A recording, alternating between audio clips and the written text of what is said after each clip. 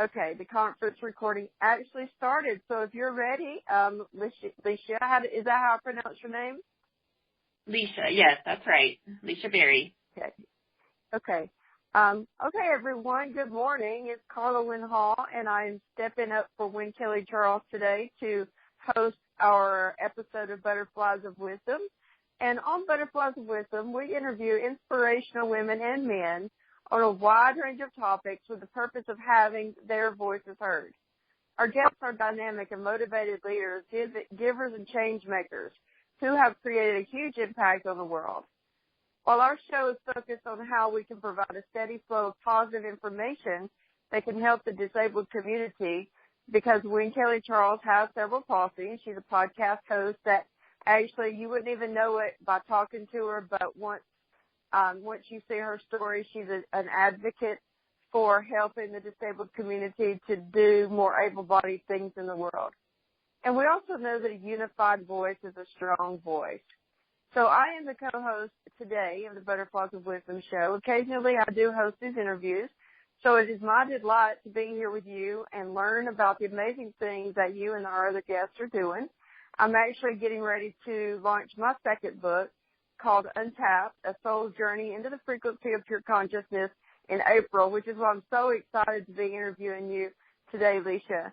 And just for a moment, I need to introduce our sponsor, Grace by Grit. It's a company that designs apparel for women. It's exercise apparel, things like that, activewear to keep women safe.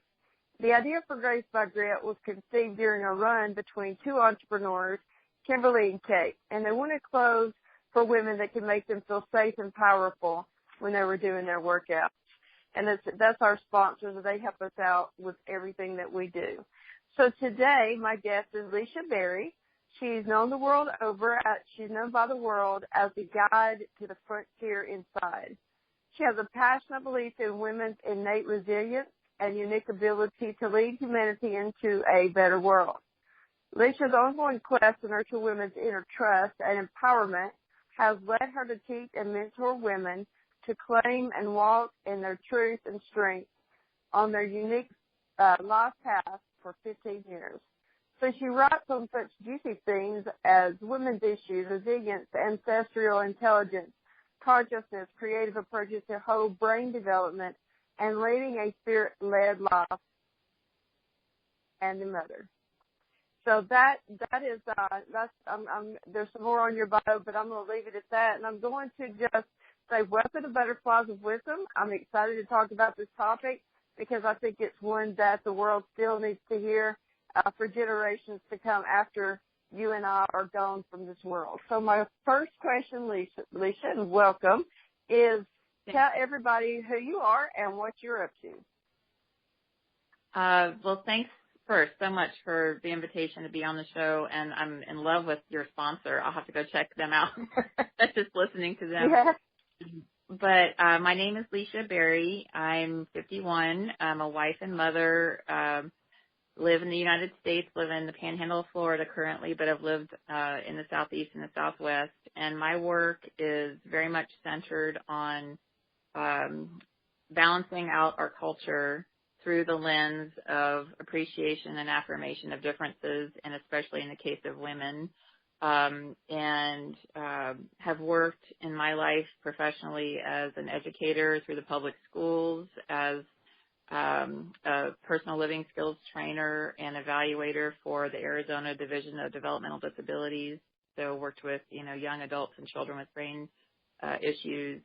And then went into a private practice when I realized that my indigenous ancestry was trying to come through me and be a healing influence in all of these, places where it wasn't necessarily acceptable to do a more holistic approach. And found that when I married my sort of left brain training in education and the work with the brain disorders with my indigenous medicine keeping abilities, that I got a holistic approach to healing trauma, to healing issues, psychosocial, emotional issues, as well as spiritual issues. And then realized that what I was doing was changing culture for the women who were coming to me. I do attract the occasional man, but it's mostly, 98% of my clientele are women and, people in my courses and my students. So I've been writing books. My most recent book, I Am Her Daughter, The Healing Path to a Woman's Power, came out in May of 2016 and is about healing the personal mother wound, but also the, cultural and global mother wound in which we have lost our connection to our center and home and to our planet. And I believe that it's because we have made the feminine invisible in the culture in the Western world, and that we are all hungry for that home, and that we see an epidemic of various disorders because we are so out of balance as a culture. So the book is an answer to that. And I'm happy to say that it went bestseller on Amazon over Mother's Day weekend last year, and I believe it's getting ready to go again because of our political climate. It's a good time to talk about issues with women in our brains and our culture. So it seems to be a good time for it to be coming out right now. You know what? I would agree with that. Because while our left brain, our analytical mindset would say that the election was harmful to women, I think in a broad spectrum, it actually is waking them up to the potentiality of something. There is something more going on. There's a giant pattern that's getting ready to collapse. There's a giant stone. I see it as a circle that's just like concrete, and the election just chips at it just enough to make that pattern get ready to collapse. You know what I'm saying? And I know exactly what you're saying. The messengers of the world, like you and I, if we talked longer, you would see that our paths have lined up almost exactly with how we woke up to what we were truly here to do. But I think once we start forming these collectives and getting out there with the deeper message that the consciousness of who we are at our soul level is so much different than what we've been taught and programmed in our brain. And that constant cataclysm, that constant inner struggle is what's keeping women feeling like they're disconnected from their home. And so I want to expand on that just a little bit. I have these set of questions for you, but we're going to just not use them if that's okay with you. So right on. I'm just going to tell you that now. So when you say that inside what we are is we are hungry for home, what kind of symptoms can we recognize within our own being?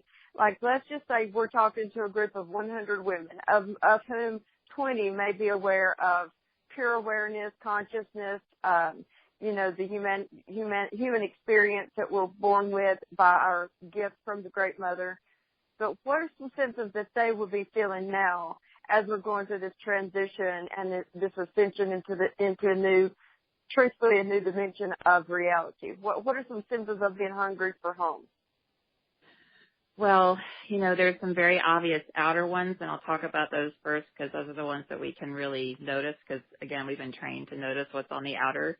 And then there are more subtle signals that are on the inner world, and I'll talk about those next. So first, those outer signals, we see an epidemic of depression, of obesity, of a rise in personality disorders, brain disorders. The autism spectrum is increasing in terms of the population. We're supposed to be 1 in every 2 children will have some kind of measure on the autism spectrum by the year 2050. That's from the CDC. So we're seeing an increase in our the trashing of the planet, increase in the climate issues, increase in hate and disorder in our psychosocial culture. So we're seeing, in the outer world, we're seeing a reaching out for trying to feel better, but doing it in very imbalanced ways. So those are sort of the outer symptoms, the ones that are easy to point to. The inner symptoms are feeling as though we don't belong wherever we may be, feeling as though we are outside, of the group or of our wishful outcomes, such as perhaps being successful as an entrepreneur or outside of a friendship that we wish we had, just that sense of being an outsider, that we don't belong anywhere or that we can't quite find where we belong, a sense of wistfulness or sadness or grief that we can't quite figure out why. We don't quite know where that comes from. Again, that leads to an outer, manifestation of the epidemic of depression and people being on medication because of that. But that inner wistfulness is actually an ache, is an actual longing for something that we, hopefully got when we were little children, but probably maybe didn't, feeling very nurtured and loved and supported and connected to our mothers. Not everybody got to have a good experience with their mom, and so there's that individual mother wound that needs to be answered, needs healing.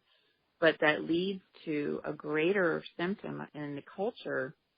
Our culture is in need of healing of its mother wound, of the larger invisibility of the feminine principle and respect and honoring and connection with that mothering, that archetypal mothering intelligence that resides within and without everything. And so we grow up and become adults and have this sense of longing or an ache, and we don't even know what it is because there's not a name for it in the culture until people like me and people like you wake up and say, hey, wait a minute, something's missing, and give it a name. And for me, the name was Great Mother. It was absolutely the recognition that the feminine archetypal intelligence was made invisible, and that because of that in my own life that I was miserable and looking constantly, seeking her face, seeking to find, this answer to my sadness. And for me, my individual story was not having a very good relationship with my biological mother. In fact, it was very abusive and dark, and that propelled me into seeking the face of a good mother in my life through lots of healing and PTSD and, lots of recovery time, decades and decades of it.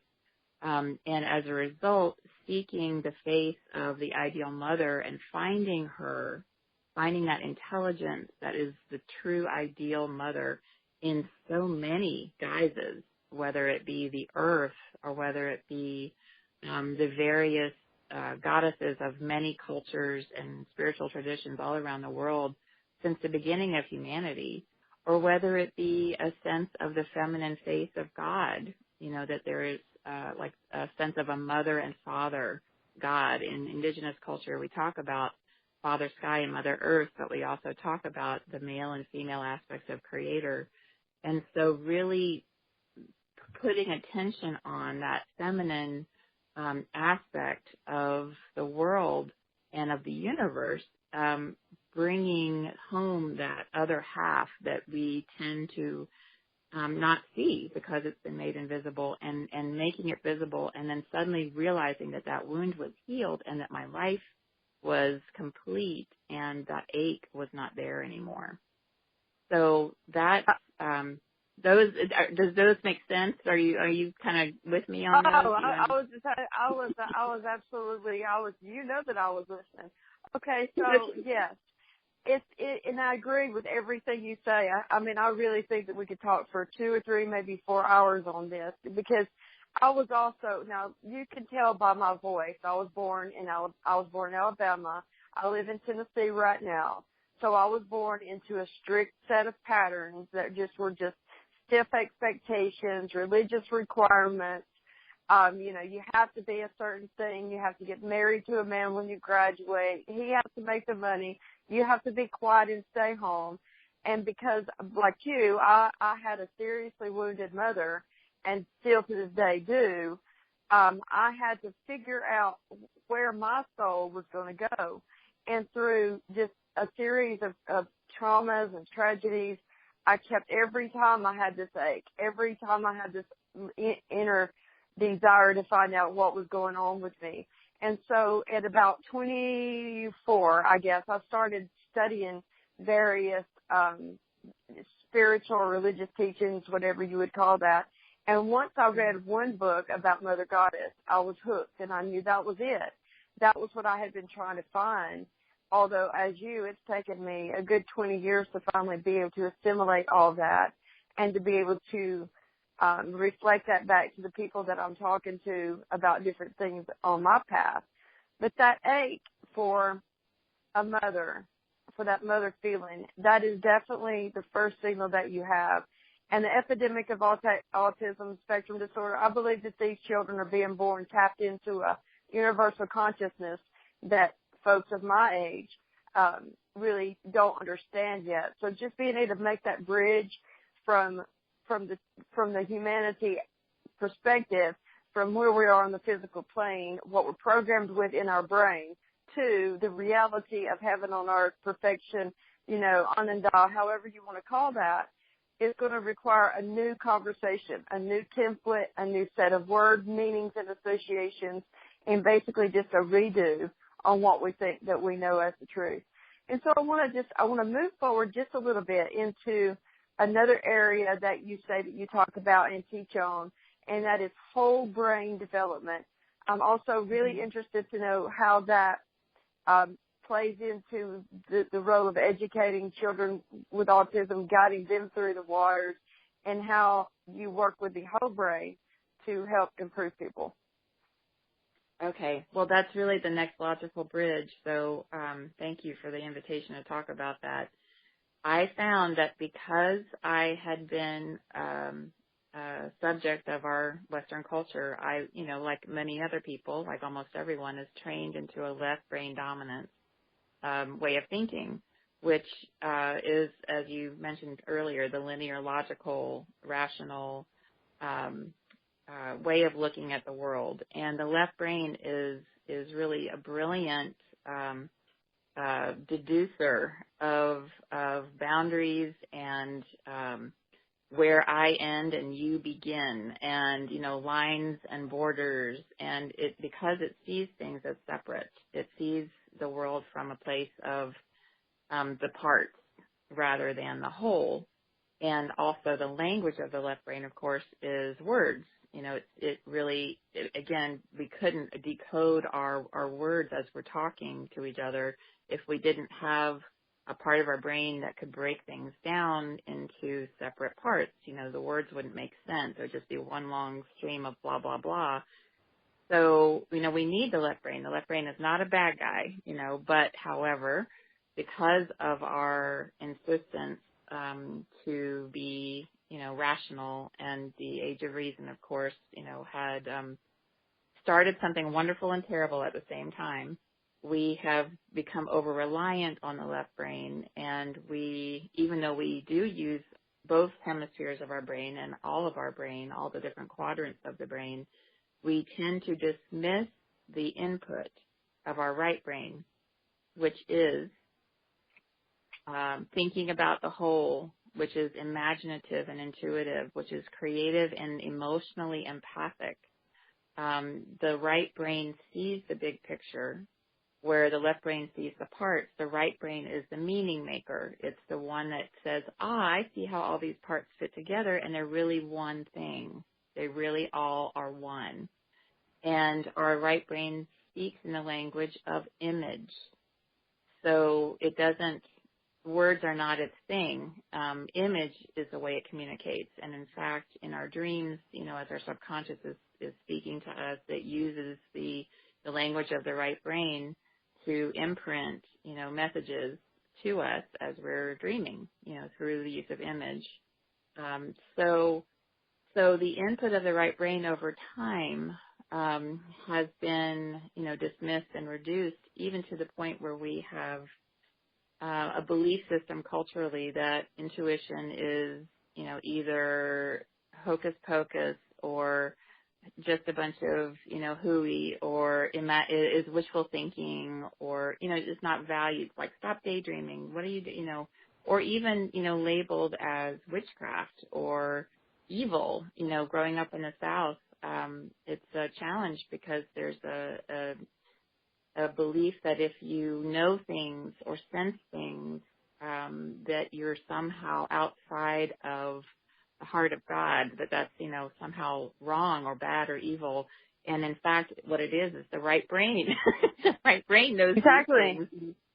So what I discovered for myself was that the time that I spent in education and working with people with brain issues was that I learned that the more whole brain I was, the more I was willing to listen to the input of both of my hemispheres and value them as partners, equal but different partners in my own head, that the more able I was to discern the places in the culture that created an out of balance response in my own life.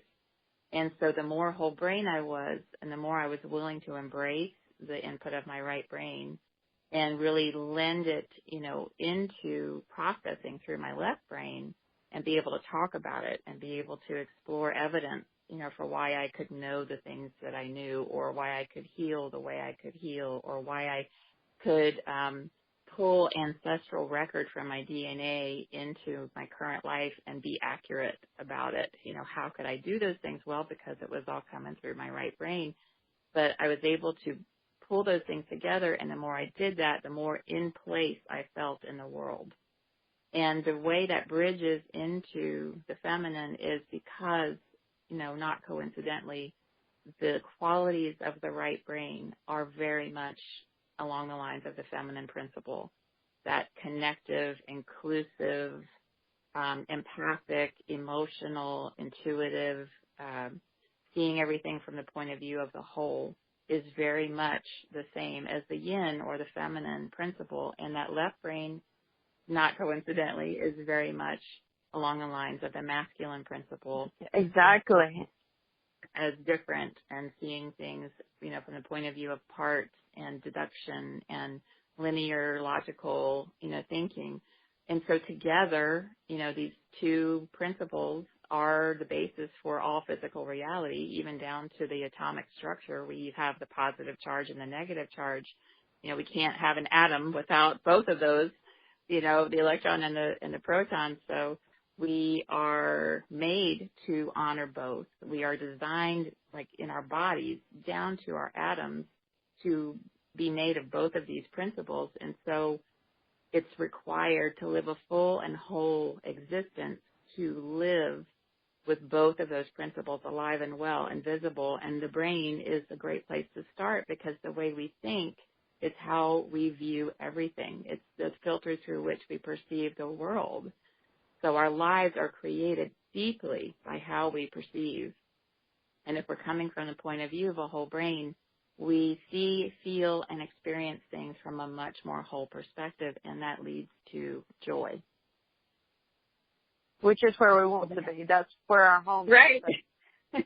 You're right. That's home. It's a natural byproduct. Joy is just the natural byproduct of being, of being whole with ourselves. It's who we are at the most basic level. It's what's underneath all the disorder and all the dysfunction is this beautiful sense of homecoming and well-being that just emanates, this bliss. So yeah, Absolutely. So the brain science was my track. It was my way to talk about, the experience that I had personally, and to be able to bring some evidence, some science-based research to my personal search and be able to make a case for it. Well, I've recently subscribed to Guy MTV. I don't know if you watch that or not, but that's what I do late at night when I'm just sitting here on my laptop. I'll put my headphones on. But there's some incredible stories with, Greg Braden and Dr. Bruce Lipton, and just an incredible lineup of visionaries who are trying their best to get their messages out to the world. And the station itself said that time and again, social media tries to block. They're even coming on with some of these different theories of epigenetics and the story of who we are and why we're here and things like that, because of the left brain linear control that the media and politicians and male leaders have had on the susceptible brains of human beings. So I was on your website just before we got on, and believe it or not, Wynn just handed this segment show over to me this morning. So within a few minutes, I had to get together what I was going to say, and it didn't take long because you and I are talking on the same frequency.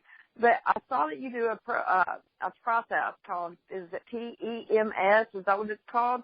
And could you tell us a little bit more about that? Sure. PEMS, yeah, that's the PEMS course, and it's an acronym for two different things: physical, emotional, mental, and spiritual. So there's the PEMS there, but it's also personal energy mechanics system.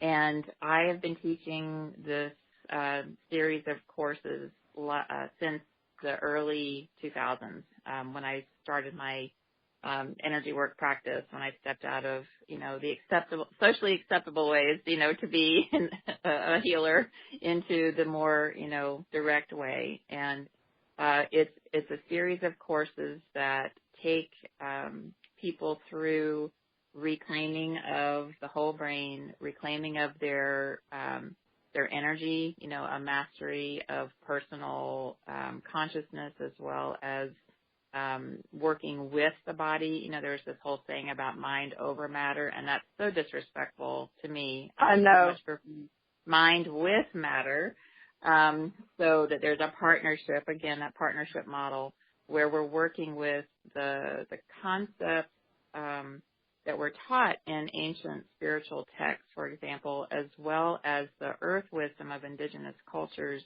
but bringing it into the modern world, into our bodies and into our daily reality, so that it's not just some intellectual exploration, which I think so much of modern spirituality is really is very much an intellectual exercise for people and not a lived experience. And for me, that's not, it's not acceptable. It has to be a lived experience for it to count in my way of being. So it really, it's a course, there's a series of courses, there's 5 modules in it that are how to embody, our greatest self, however you like to describe that, our spirit, our soul, our connection to the all that is, and really bring it into our daily life. And it affects everything. And, again, the clearer our filter, the more accurately we perceive the miracle of being alive, and how much more joyfully, we interact with the world and feel at home, in the world.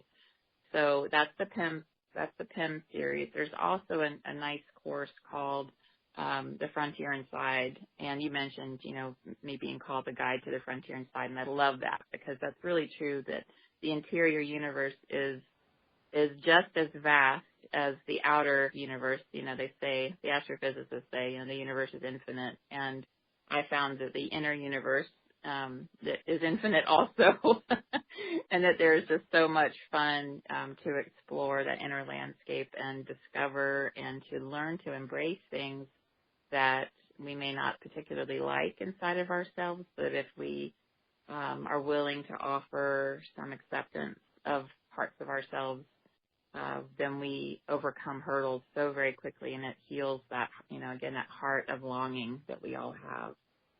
That's the voice of Great Mother. She just, that archetypal mother energy just loves everything, and that's the answer to everything she encounters, is just to love it. And so when we can apply that, to ourselves and to everything in ourselves, then it transforms us completely and utterly. Absolutely. Yeah, and it also excuse me, it also shifts our frequency, and that's a word that I've been focused on really for about the last 5 years. And the frequency is that shimmer, that movement, that, like if you see a Coca-Cola commercial on TV, it's that bubble that's bubbling up to the top. It's the movement that you can't see. So I'm going to ask you a few questions about your book, and then we'll wrap it up. But I want to say that you asked me where my theory comes from on the soul. And so I'm channeling this book that I'm writing called Untapped. I'm confident of that because when I go back and read it, I'm like, did I write that? Did I really write that? So, if you ever watched Finding Nemo, because I pay attention to these little cartoons so good. The East Australian current is toting these turtles from one side of the ocean to the other, just and there's ocean on the top, and there's ocean on the bottom, and then there's this little vessel, this little tunnel, and this easy way to get to where they're going. So my book focuses on a soul's entry into the frequency of pure consciousness. So I'm looking at this baby soul that's being born in the mother's womb and how that nurturing space is so critical, even while the fetus is developing inside of a mother's womb. It's so important that we get this message out to mothers who are pregnant right now, so that they know that you can start instilling into your baby's soul these good and positive things, this good and positive language, not anger, rage, or violence, or words that are going to come back to them later and, destroy their emotions so that they have to be repaired again. But that entry into the world is so important to me as a mother that, like, when my daughter-in-law was pregnant with my youngest grandchild, my grandson, she would be using her phone and holding it on top of her belly, her cell phone. And I would just get so mad. And I said, don't do that. Please just try to not do that if you can, because I know the frequencies in a cell phone can interfere with the frequencies of the human brain. And so, getting this message out of what is a mother wound, what does it feel like when you have that when you come to the earth and you're born from a mother that was depressed, maybe on drugs. One of my writing students, she was born addicted to heroin. And so she was born an addict right straight into the world. And she's just now coming out into the goddess energy, into her. Oh, she's so beautiful. She's done so much transformation since she decided to just let go of all the crap that she was born into and be herself. So I'm totally into this conversation of creating this new template for future generations. A baby's born and some yet not to be born, on how you're already perfect. You don't have to go back and try to find out how to be. You're already born perfect. So tell me about your book. I know you talked a little bit about it, but walk us through what the lessons are inside of it and how people can find it and all that good stuff. Okay, sure. But first, amen, sister. I'm right with you. Aho, as we say. So the book is in 3 parts, and it starts with looking at what is mother? Like, let's define that. What is it really, and how bizarrely off base we have gotten in our culture about what mother actually is, like what love is. Some of the ways people, say, call love, some of the things that people call love are very off in terms of what love actually really is, the kindness and goodness and acceptance that we're looking for in the world. So I tell my personal story in the first third of the book because it's required for me to have credibility in the crazy things that happened to me later in the book, the mystical experiences that, can't be explained scientifically, although they can if you look at quantum mechanics. But, so there's that individual journey and talking about my awarenesses, as a kid of what I was looking for, what I was missing, and that stubbornness inside of my soul that understood that something wasn't right in the way I was being raised, and kind of set up that seeking for the rest of my life. Then the book winds through the mystical experience as I began awakening into the feminine energy. And my family, my husband and I, we went on a very, we did something so crazy. We took off. We sold our home and all of our possessions, quit our careers, and pulled our kids out of school when they were 6 and 9, and took a 7-year spiritual odyssey. We bought a used RV and traveled the country, just the southern half of the country for 7 years. And it was because we needed to heal, a wound in our family. My marriage was not doing so great, and the kids didn't know their dad. I have 2 sons, and so we did this crazy thing because we were guided. It was a spiritual guidance. I heard it very clearly one day and sat down and said to my husband, look, we're not going to make it if we don't do something really big here. And so he and I together created this escape plan, and it was very fast. It happened in 6 weeks, from fully immersed in our culture and doing the American dream thing to being free. And so those 7 years, we learned a lot. We downloaded a lot of information. We learned how to apply Aquarian principles, which are about partnership. Strangely enough, everything is valued and should be partners, is the Aquarian model, the power with model. We learned that in our marriage and our family, and we learned how the feminine and masculine and the brain, all of that information I had learned as a professional and as an academic could be applied in relationship and change things in relationship utterly. So we go through that little journey in the book, and again into the lap of the divine feminine and Great Mother. And so the third section of the book is actually her voice, in which she's teaching about old wisdom, old understanding that we all have inside of us, because we are all connected to this earth, and the earth is our library, our record. We are made of the atoms of the earth, the elements of the earth. Our bodies are constructed of the earth's memory of everything that's ever happened here, and that through a whole brain state we can listen and access all of that knowledge, all of that wisdom and memory, including the wisdom of our ancestors, the memory that's in the water, and the knowledge that's in the earth. And so the third section of the book is how to connect with those old ancient voices that are here underneath our feet and all around us all the time, and we forget because we've, again, been trained not to really focus on that, to come back home, to her, Great Mother, to come back home to the earth, come back home to our center inside where the truth really is, So the book really takes a journey from an individual little girl trying to figure out her life and trying to figure out her mom, through her healing and through her family and raising children, and then into a larger cultural and global healing of the mother wound.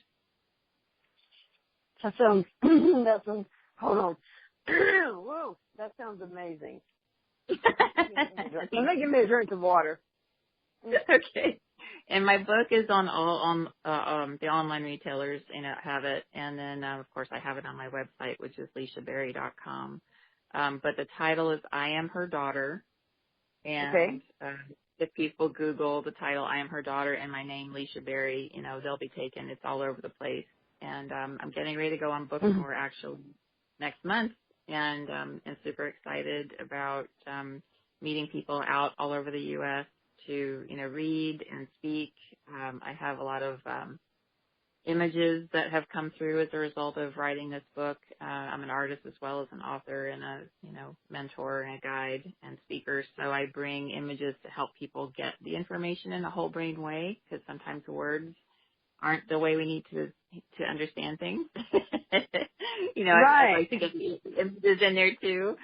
So so I'm looking for places, to present all over the country, and I'm super excited to get this word out. But that is awesome. And I'm going to be, apparently I can't talk right now. I don't know. I was just going to tell you. Okay. So here's what I was going to say. I helped a young boy probably about 25 years ago who had dyslexia. I was babysitting him, and his mom was just spent. She did not know what else to do. She had tried everything. She had taken him to therapy, and I said, I printed out 3 or 4 words, and I would put my hands over the left and right side of that word. I said, this word is pineapple. I said, don't try to read it. I just want you to look at it and put it into your head. You know, this word is pineapple.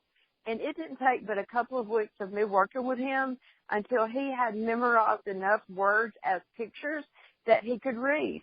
And mind you, I never met anyone with dyslexia. I don't know where I got that idea that if you look at this word as a picture, you'll be able to memorize the word. And so I ended up homeschooling 3 sons. My oldest is 29. My youngest today is 15. And that's how I taught them how to read, by learning what words were, not as whatever they call that thing that they do, where you punctuate out the words, and you end up stuttering trying to say it. I just taught them what the words were. And in doing that, they thrived. So, yes, I'm going to go buy your book as soon as we hang up because I want it. And I want to introduce you to someone else. Her name is Natalie Kawai, and she is in Hawaii.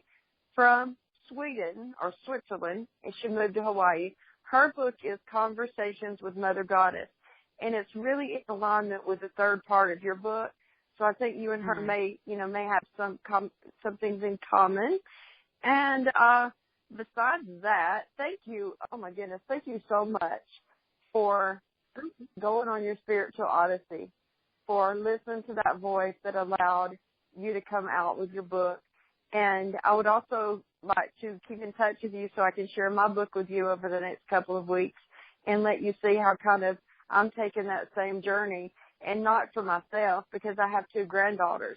So I want my granddaughters to be able to have the wisdom that's coming through me at this time and space that we're calling now, this moment that we're in. So, I press forward and continuing to raise the awareness that inside the human brain, there's an entire factory. There's cities, counties, states, countries, factories, star systems, galaxies, they're all there in the brain, ready for us to access if we'll just take the time to do it. So I'm so excited that you've been here with us today. And did you have anything else that you would like to leave to our audience, who are all going to go buy your book, I'm certain, and they're going to follow you and see where your tour is going? So what else would you like to tell them? Well, how much time do I have? Go for it until my battery runs out. Okay. So many things, are asking to be said right now. So, again, thank you for the opportunity to speak to your audience. I'm so appreciative. And I hope that the sound of these things that we've talked about today has, awakened something, a sense of something familiar, a calling, to come home. That's my hope. So I would say that the journey to wholeness for everyone, we're each different, of course. We each are a unique combination of factors, whether it's our upbringing or our genetic history or the various experiences that we have. And then just the simple neurodiversity of our brains. We each are such complex, amazing, miraculous creatures. So the specific details of how each of us will find our way and the timing and order of those, helpful things that we find in our lives that are influencing our healing, those things will be different. However, at a very basic core level, there is such similarity in all of us, and that is that we all want and need to be loved, and that the source of our first love is our mother. Whether you are talking about it from the point of view of your biological mother and being in her womb, or whether you're talking about when you come out of the womb and the very first mothering influence that you have affects us so deeply. When we have difficult relationships with that first source of love, we can really take it into ourselves like there's something wrong with us, but there isn't. There is nothing wrong with us for wanting and needing that love. And the absence of that will drive us to do some really wacky things in our life if we don't answer that call and heal that wound. And so the way, the course, the path to healing that is to seek the archetypal mother, the great mother intelligence that is in our bodies, in the earth, and in this universe, and occasionally, if we're lucky, in other people, usually other women, but sometimes an occasional man, like my husband, has a beautiful feminine side that has mothered me in ways too. But if we find that, if we seek that, we are answering that need that we all have, and it's imperative for the healing of our world, and not just individually, but for the collective, to heal this wound and to go back to the source of that love and claim it fiercely, even if people make fun of us, or even if people say, oh, what a bunch of silly sap, it just that typical dismissal of the feminine, also the right brain, claim it fiercely, because there is nothing more important, nothing we need more than that love. So I invite, you and all of your wonderful listeners, if this message has touched anything in them, if there's anything vibrating inside of them right now, to reach out, look for the book, find me, reach out to me. I'm happy to talk to people. I've got lots of Facebook presence. There's an I Am Her Daughter page on Facebook. There's an I Am Her Daughter private group. It's a study group for people that are reading the book. I do live video every morning for practices with Great Mother. I'm very active, and I'm serious about this mission. So please reach out to me, Licia Berry, and my email is licia@liciaberry.com. My website is liciaberry.com. And again, look me up on all the social media. I would love to connect. I'm here. That is fabulous, Licia. And I want to end this show by saying that when Charles, I don't know how much you know her, but I would invite you to get to know her better. And to, if you do a podcast or interview series later on, maybe you could invite her onto there. But she was born with cerebral palsy, the smallest baby in Aspen, Colorado, when she was born. And they didn't think that she would live. So today I think she's around 30 years old. And she hosts this podcast with the biggest, boldest, newsworthy voice you've ever heard. But at one point in time in her life, she couldn't speak at all. So she tapped into a way to get her words verbal and into the world. And her assistant, Danielle Coulter, is an author and an athlete, and just competed in the Special Olympics at Snowmass, Colorado. So both of them, they're changing and shifting the DNA of cerebral palsy with what they do every day. And I think that your work would be great in that area as well, just because, often they find themselves in depression and things like that because they want to be outside of that condition. But I think that the work that you're doing would help bring them into that space of complete mother love. And Wynn lost her mother at a really young age. So that's something that... And I'm so honored to have been invited to the show. Thank you so much. Absolutely. You can have a great rest of your day, and I'm going to go get back into my book because you just motivated me to continue and move forward. I've had doubts on whether or not the world could accept it, but now I'm ready to just fiercely claim it. That's right. Unapologetically. Unapologetically. Have a good day, Licia. Bye-bye. Bye-bye.